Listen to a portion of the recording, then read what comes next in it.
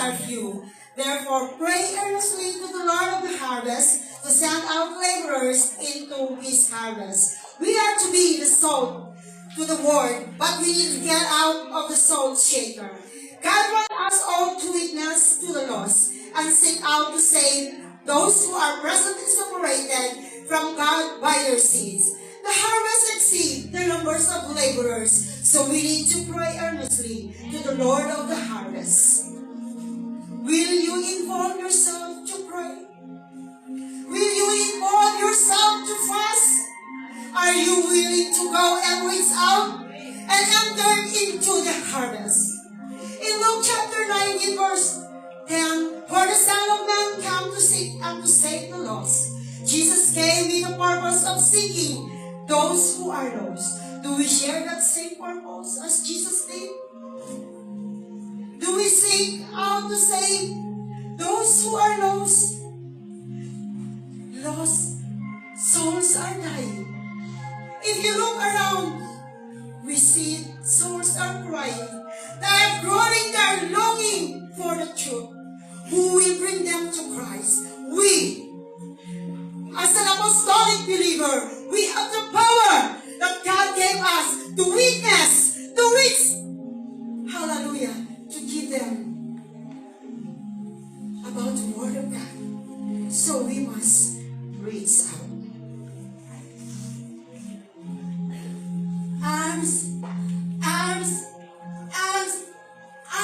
Anyone's spare bread for me? I'm hungry. No food to eat. I'm homeless. Do you care for me? Do you really love me? Do you reach out for me? Why are you staring at me? Am I look beautiful? Yes, I know. I'm prostitute. I sold my body and my soul. I am mother of tickets. Did you pray for me? Did you care for me? Did you hear my cry? I have my own mansion. I drive my own car. But this is my question. Are you praying for me? I'm a drug addict. Hawking drugs for so many years. But now I feel tired and weak. Please help me. We're staying tonight. Why we're hopeless?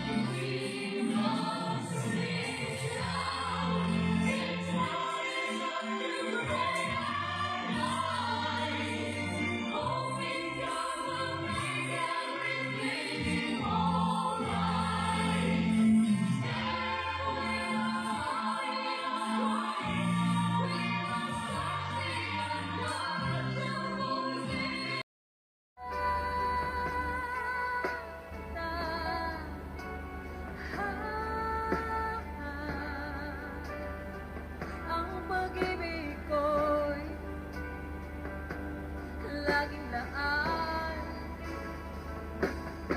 sa iyo.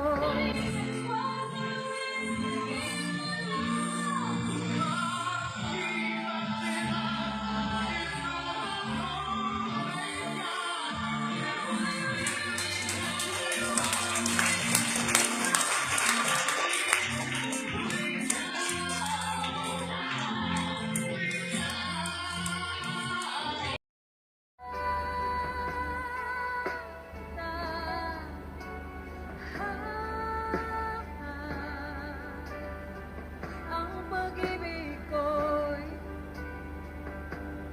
laging laan sa iyo.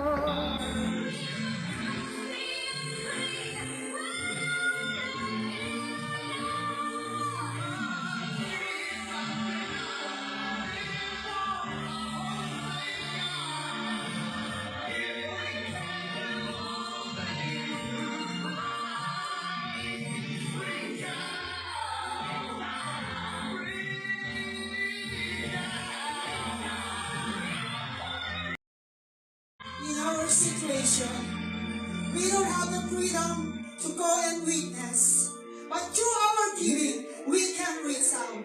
Hallelujah. As the evangelism team and mass choir render a song entitled, We Must Reach Out.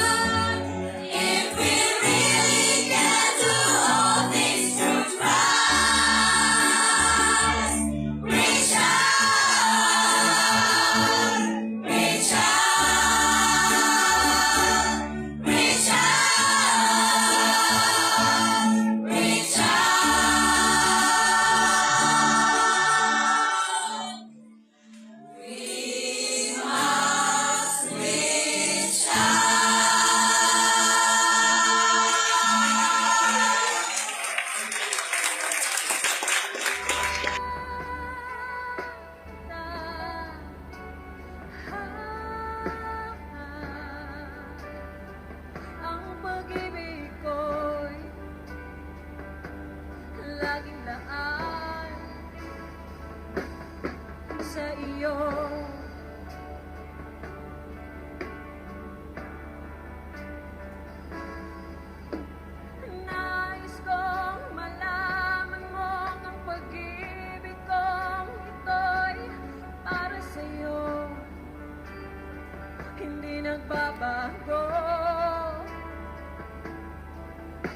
here.